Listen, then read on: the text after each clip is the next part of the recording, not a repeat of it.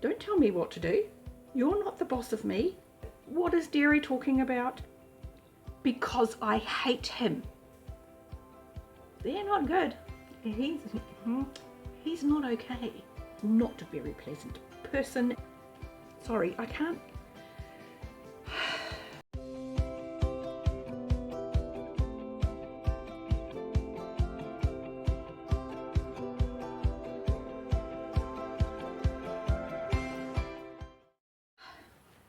Hi, welcome or welcome back to Derri's Read It Before. I'm Derri and I've read it before. If these are things that you enjoy, please hit like and subscribe if you want to catch these as you're reading through the Realm of the Elderlings. This helps me tremendously and it means you don't miss any of my delightful insights. First things first, the Liveship Traders is the second trilogy in Realm of the Elderlings. Second trilogy, which means it should be read second in the Realm of the Elderlings. The Liveship Traders also works really, really well as a standalone trilogy, not as an alternate starting point for Realm of the Elderlings. It's a standalone or the second trilogy. The order you get the information is the order you're supposed to get the information. And if you do read Liveships first, thinking, don't tell me what to do, you're not the boss of me. You're quite right, I'm not the boss of you. I am not the book police. I have read the series a lot though, and when I say I promise it makes better sense if you read Farseer first, I'm not making that up. So that's my biggest bugbear that I get around the Ship of Magic. It's not book one of Realm of the Elderlings, and it really grinds my gears when people say otherwise. It can be book one of its own trilogy. Sorry, I can't find it very hard not to insist upon that. I will try to move past that. Because it's the second trilogy, you would expect that it has some kind of ties to the trilogy you've already read.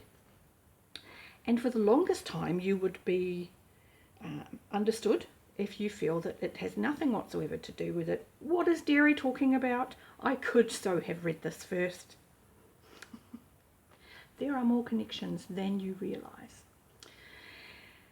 Ship of Magic opens in an entirely new section of the world.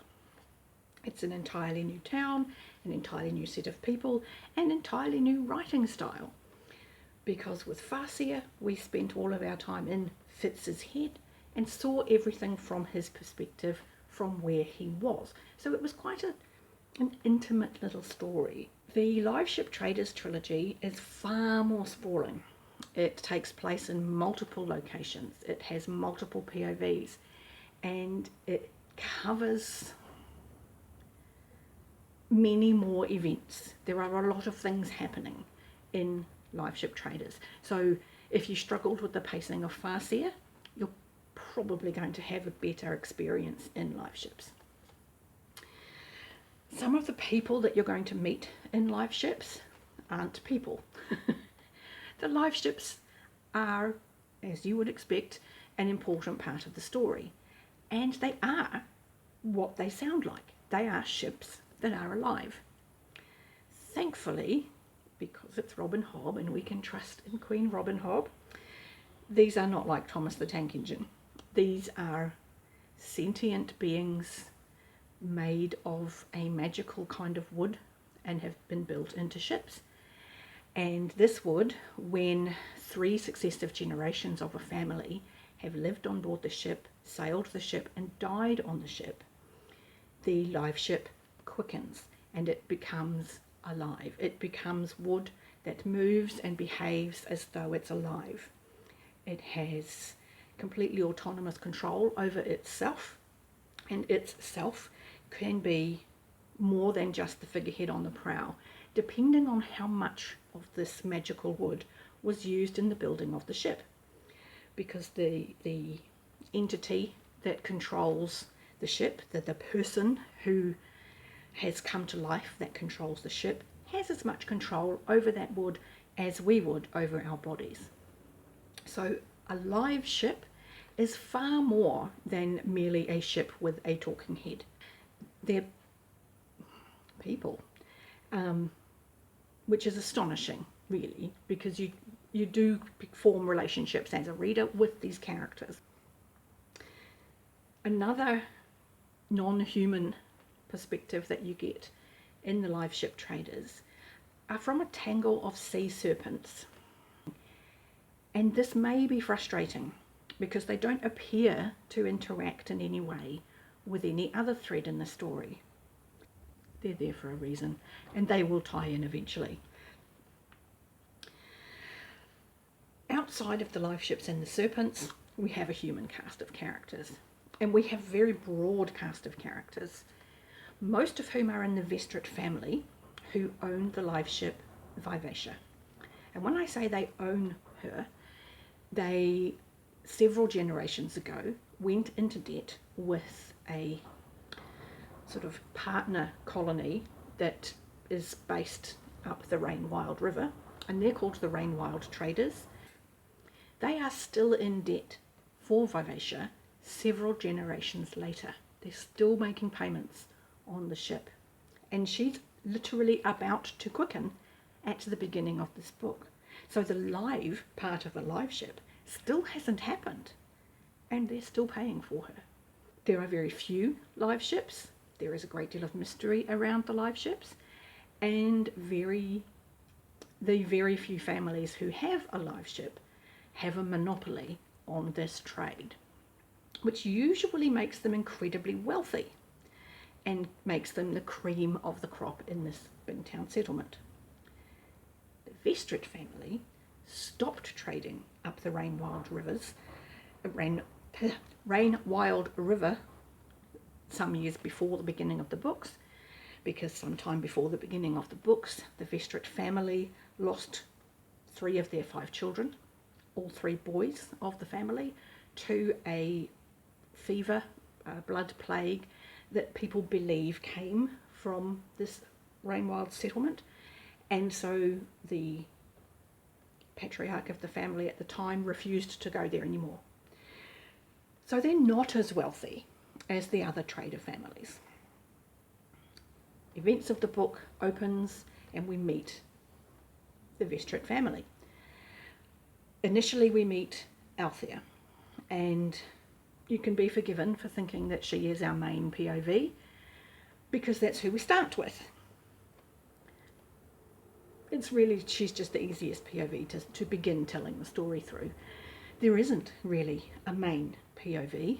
There is a set of events unfolding, and we have multiple sets of eyes telling us about it. Althea is the youngest daughter of the Vestrit trader family. Her father Ephron hasn't been on the last trading mission. He has stayed at home because he was so ill, and they're hoping to get back to Bingtown very soon, because word has it that her father isn't recovering. He's actually getting worse, and he probably won't go sailing again.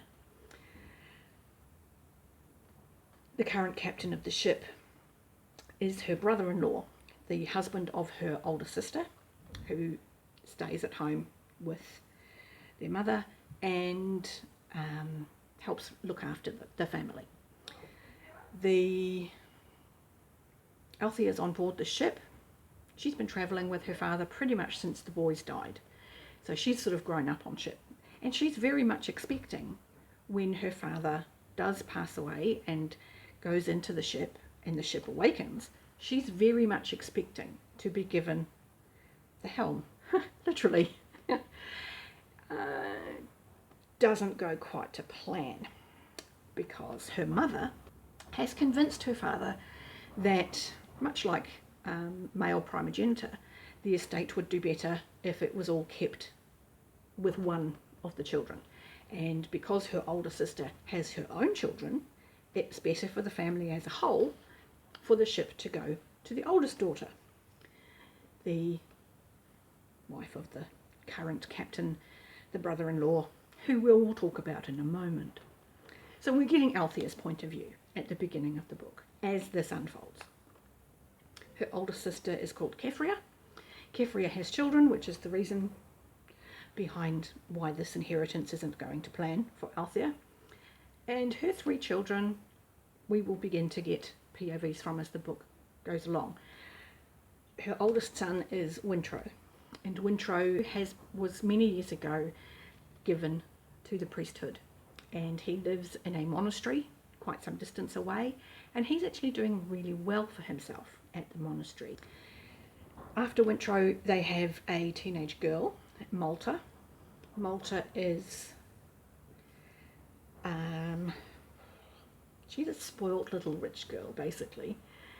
She's cleverer than anybody gives her credit for, and it kind of makes her, well, nasty, because she doesn't have an avenue to use her brain. So she picks at people, and she's snarky, and she's rude, and she's obnoxious, and she's not a very pleasant person, and you will want to shake her senseless. The youngest child, Selden, we don't see a lot of in Ship of Magic. He's simply there. And that's the Vestrit family that we interact with. Another person in Bingtown that we interact with is Brashen Trell, and he is a disowned son of one of the other trader families. He's been disowned because he's a bit of a unreliable kind of guy. He since being disowned, he sort of drifts in and out of ports and signs onto the ship and sails for a little while till he's got enough money. He'll go into a port city, buy some drugs, and stay there till his money runs out. And then he'll get on a different ship, earn enough money to, when he gets to the next port, spend it all on drugs and stay there until he runs out of money.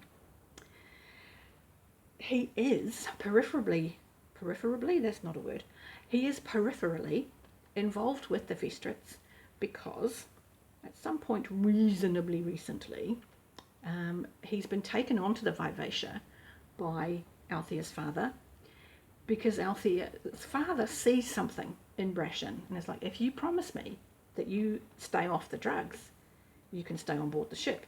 And he's actually done really well aboard the Vivacia. He's second mate. No, he's not. He's the first mate, because Kyle is acting captain. So, and that's Brashen. We have another POV who's in this very separate part of the world, and he's in Derri Town.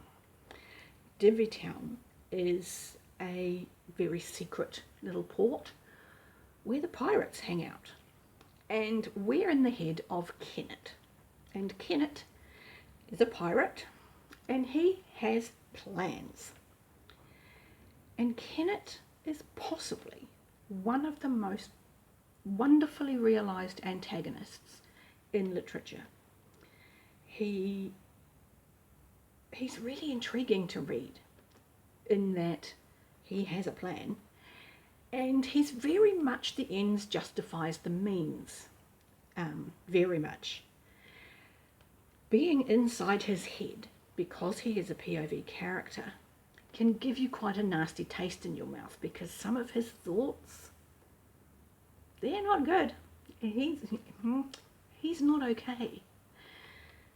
But the people around him, who aren't in his head and can't hear his thoughts, think he's marvellous, because what he's actually doing, like his actual actions, the outcome of his decisions, they're really good.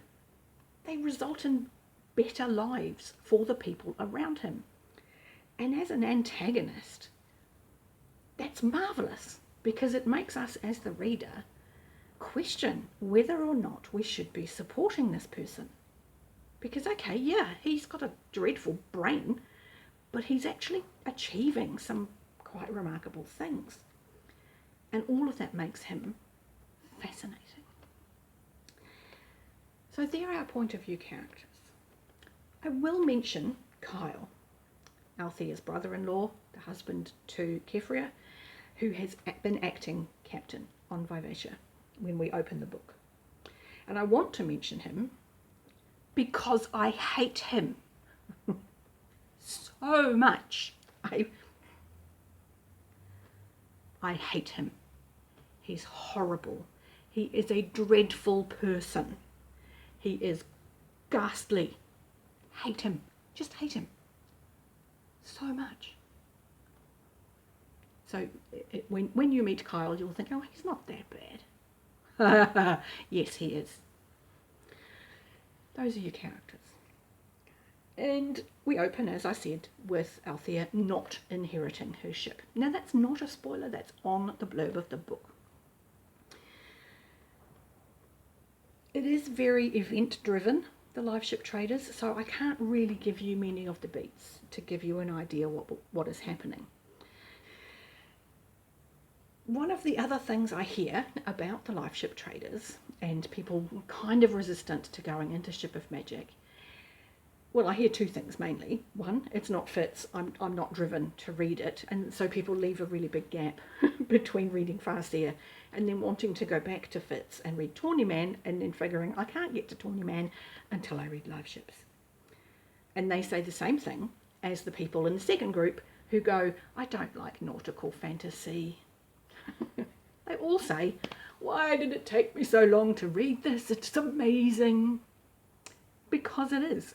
All I can say is that yes, this does take place in a trading town and several other ports, and yes, people travel a lot by ship, and yes, there are pirates, so there are like ship battles.